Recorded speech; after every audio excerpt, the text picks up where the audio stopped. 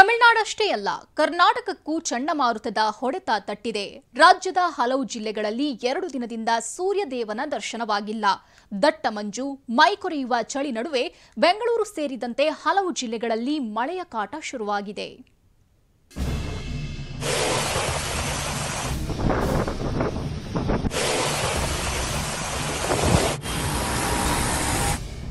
ಭೀಕರ ಬಿರುಗಾಳಿ, ರಣ ಮಳೆ, ಸಮುದ್ರದಲ್ಲಿ ಅಲೆಗಳ ಆರ್ಭಟ. ಫೆಂಗಲ್ ಸೈಕ್ಲೋನ್ ತಮಿಳುನಾಡು ಪುದುಚೇರಿಯಲ್ಲಿ ಕೋಲಾಹಲವನ್ನೇ ಸೃಷ್ಟಿಸಿದೆ. ಕರ್ನಾಟಕಕ್ಕೂ ಫೆಂಗಲ್ ಸೈಕ್ಲೋನ್ ಎಫೆಕ್ಟ್ ತಟ್ಟಿದ್ದು ಮಳೆಯ ಆಟ ಶುರುವಾಗಿದೆ. ತಮಿಳುನಾಡಿನ ಜೊತೆ ಕರುನಾಡಿಗೂ ಫೆಂಗಲ್ ಸೈಥಾನ್ ಕಾಟ. ರಾಜ್ಯದ ಹಲವೆಡೆ ತುಂತುರು ಮಳೆ, ಮೈ ಕೊರೆಯುವ ಚಳಿ. ಫೆಂಗಲ್ ಚಂಡಮಾರುತ ತಮಿಳುನಾಡನ್ನ ಅಕ್ಷರಶಃ ಹಿಂಡಿ ಹಿಪ್ಪೆ ಮಾಡಿದೆ.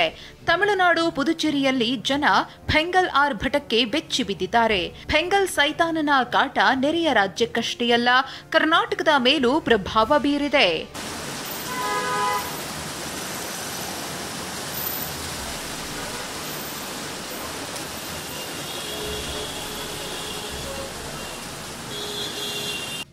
ಹೇಳಿ ಕೇಳಿ ಇವತ್ತು ಭಾನುವಾರ, ಆದರೆ ವೀಕೆಂಡ್ ಮೂಡ್ನಲ್ಲಿದ್ದವರಿಗೆ ಮಳೆ ಹೊಡೆತ ನೀಡಿದೆ.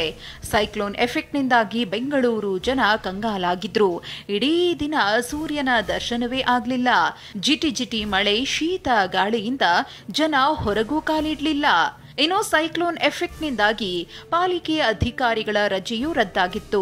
ಮಳೆ ಹಿನ್ನೆಲೆಯಲ್ಲಿ ಕರ್ತವ್ಯಕ್ಕೆ ಹಾಜರಾಗುವಂತೆ ಎಲ್ಲರಿಗೂ ಪಾಲಿಕೆ ಆಯುಕ್ತ ತುಷಾರ್ ಗಿರಿನಾಥ್ ಸೂಚಿಸಿದ್ರು.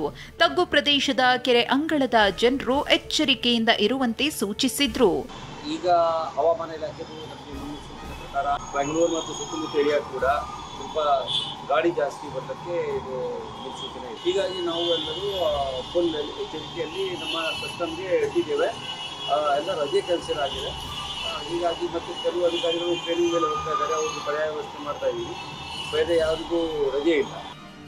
ಸೈಕ್ಲೋನ್ನಿಂದಾಗಿ ಅತ್ತ ಮಂಗಳೂರು ಸಮುದ್ರ ತೀರದಲ್ಲಿ ಅಲೆಗಳ ಆರ್ಭಟ ಜೋರಾಗಿದೆ.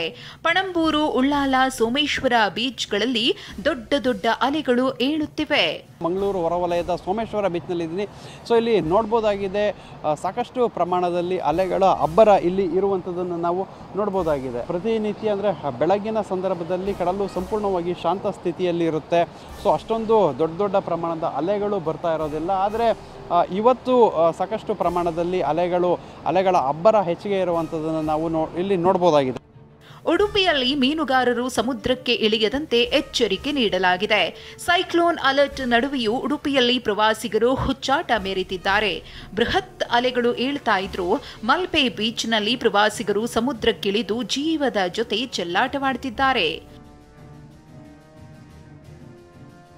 ಈಗ ಸೈಕ್ಲೋನ್ ಎಫೆಕ್ಟ್ನಿಂದಾಗಿ ಅಲೆಗಳ ಅಬ್ಬರ ಕೂಡ ಜಾಸ್ತಿ ಆಗಿರುವಂಥದ್ದು. ಯಾರು ಕೂಡ ಸಮುದ್ರಕ್ಕೆ ಇಳಿಯುವಂಥ ಸಾಹಸನ ಮಾಡಬಾರ್ದು ಅಂತ ಈಗಾಗಲೇ ಹವಾಮಾನ ಇಲಾಖೆ ಎಚ್ಚರಿಕೆ ಕೊಡುವಂಥ ಕೆಲಸವನ್ನು ಕೂಡ ಮಾಡಿರುವಂಥದ್ದು.